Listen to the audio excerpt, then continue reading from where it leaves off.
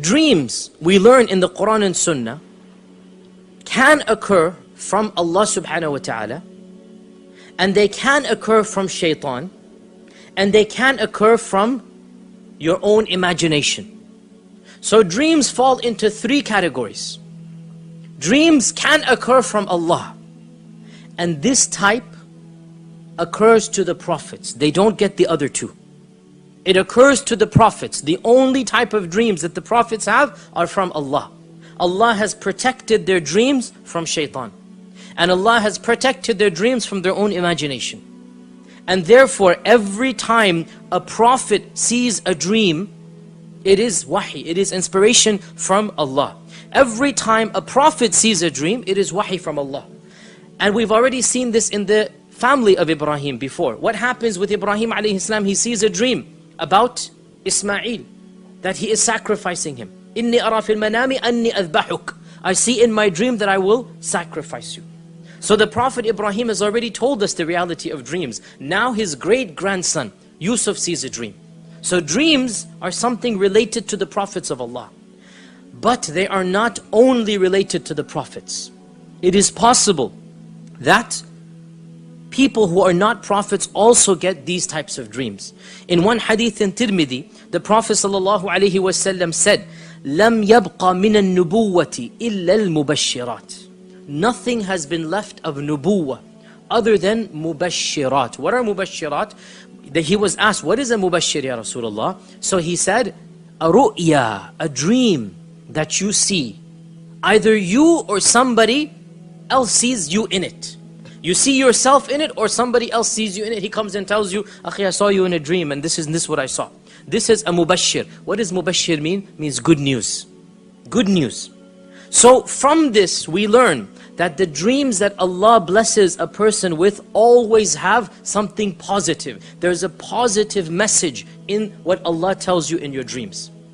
Now, to talk about dreams a little bit more, we said dreams are of three types. Number one, dreams of your imagination. In Arabic, this is called hadithun nafs. Comes from your imagination. So for example, one of us is wanting a very fancy car. You want to buy the latest model of the Jaguar or the Mercedes or something, right? You're thinking about it, daydreaming, you go to sleep, lo and behold, you're driving that car. Okay? This is your hadithun nafs.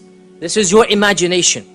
And scientists say, this is not from scholars, but scientists say, scientists study dreams, right? There are a special group of scientists who study dreams. I find this very tickling that, mashallah, if they fall asleep on the job, they're the only group of people that can say, we're working while we fall asleep. So there are scientists who study dreams. These scientists, they tell us that this type of dream occurs every night.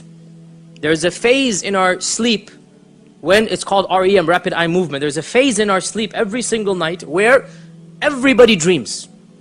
Now the sign of this dream, you all know it. When you wake up, the dream is absolutely fresh, right?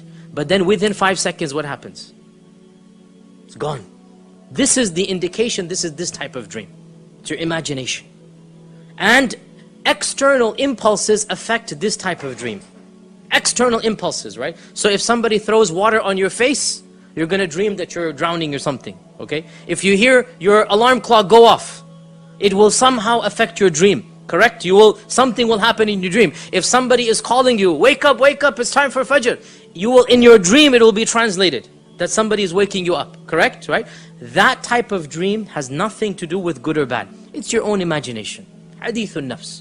And the sign of it, you don't remember it at all. You wake up and within 5 minutes, by the time it's middle of the day, you don't even remember anything about the dream, right? This is the sign, hadithun nafs. The second type of dream, it is called in Arabic hulum. And hulum is an evil dream. In English we call it a nightmare. In English we call it a nightmare.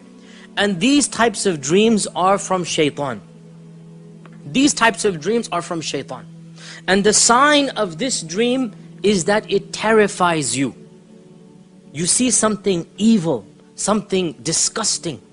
You see your loved one die a miserable death. You see yourself in a car accident. You see yourself being chased by evil aliens or beasts or something like this. This type of dream is just the shayateen wanting to irritate you. They're playing a joke, a practical joke on you. And these types of dreams are never, ever, ever true. Nobody should believe this dream. Nobody should believe nightmares. And our Prophet ﷺ said that nightmares should not be told to anybody. If you see an evil dream, don't go tell other people about it. Why? Because shaitan is making a fool of you. Once a man came to the Prophet and he said, "O Messenger of Allah, I saw my head got cut off in the dream and it was rolling like a ball and I'm running after it to pick it up." The Prophet ﷺ said, "Don't tell other people how shaitan played with you last night. Don't go tell other people this. He's laughing now when you go tell him because you believe this dream." What is the sign of this type of dream? You wake up terrified. You wake up in a sweat. You wake up in the middle of the night. What was that? What did I see? This is the sign. This is from shaitan. Shaitan does not know the future. So if you see yourself in a car accident and the next morning you call and say, "I'm not going to go to work because I don't want to drive," shaitan's the one laughing at you. Shaitan's the one laughing at you because you believed him. The nightmares, you have to reject them because there is no truth, not an element of truth in them. Zero. And if you follow it and believe it, shaitan is the one who will be the winner. A nightmare, the Prophet ﷺ said, if you wake up with that type of nightmare, you seek refuge in shaitan. Say, "A'udhu billahi minash shaitanir rajim." And you're allowed to spit on the left-hand side as you do this. And the spit that the Prophet ﷺ talked about is a spit where the noise is made but nothing comes out. Like that. It's called nafath. A noise is made but no spit actually comes out. And that is to expel shaitan from you. And say, "A'udhu billahi minash shaitanir rajim." And also the Prophet ﷺ said, whatever side you're on, turn to the other side. Why? Because shaitan, while he's teasing you, he is around you or sitting on you. So when you say "A'udhu billah" and you turn around, he has to flee and run away. And the Prophet ﷺ said, if it's really bad, then even stand up and pray 2 rak'at to seek refuge in shaitan and to establish that relationship with Allah. Whatever you do, you don't tell anybody, not your loved ones, not your spouse, not your friends, nobody. These types of dreams, you leave them. Also, by the way, dreams of a vulgar nature, wet dreams, these are also from shaitan. Now, a man is not sinful or a woman is not sinful for having such dreams. However, as you all know, the fiqh is when you wake up and you find that you have reached that state, then you must perform an entire ghusl. That dream is from shaitan, even though there's no sin on you because you don't control your dreams. And that is why the prophets never have wet dreams. None of the prophets can have wet dreams because this is from shaitan, this extreme vulgarity that it is natural. I mean, there's no reason for us to feel guilty about this. It is natural for a person to go through this, and it is not something to feel any issue about. But we should realize that this type of dream is coming from shaitan. It's shaitan who will show us such images in our head and cause this to happen, and then we wake up in the middle of this freezing cold weather and we have to go take a shower. This is not something that is coming from us or from Allah. This is from shaitan. So this is another type of hulm, another type of evil dream. Once again, we don't tell people about it. We don't go tell anybody. But if we wake up in that state, obviously we have to do ghusl. So this is the second type of dream. So the first type was what? Hadithun nafs. The second type, nightmares from shaitan. The third type, this leaves the third type. The third type is mubashirat, or also called in Arabic ru'ya. And ru'ya is a vision from Allah. It is a positive dream. And no dream from Allah will cause you to awake in a frightened state. You will not wake up terrified, or else it wouldn't be a mubashir, would it? What does mubashir mean? From bashir, from bashara. What does mubashir mean? Glad tidings, good news, right? Something optimistic. Or even if it's not positive, it will be a factual statement. It will be something true and not something terrifying. Now, what is the sign of this type of dream? You will wake up remembering the dream vividly. So it's not hadithun nafs. And you will wake up not in a terrified state. When these two conditions are met, it is very possible, very likely that it is a mubashir. Sometimes you wake up in a positive state because you saw something positive. And sometimes you wake up in a neutral state. You're not scared and you're not happy, but you might be confused. What did I see? But you're never going to wake up terrified. If you wake up terrified, it's not from Allah. It's from shaitan. Now, dreams from Allah are one of two types. Dreams from Allah are one of two types. The first of them, which is less common, is that you see an actual event with you in it without any symbolism. You see something that will happen in the future. You see something that will happen in the future. And there's no symbolism in it. It's a direct, if you like,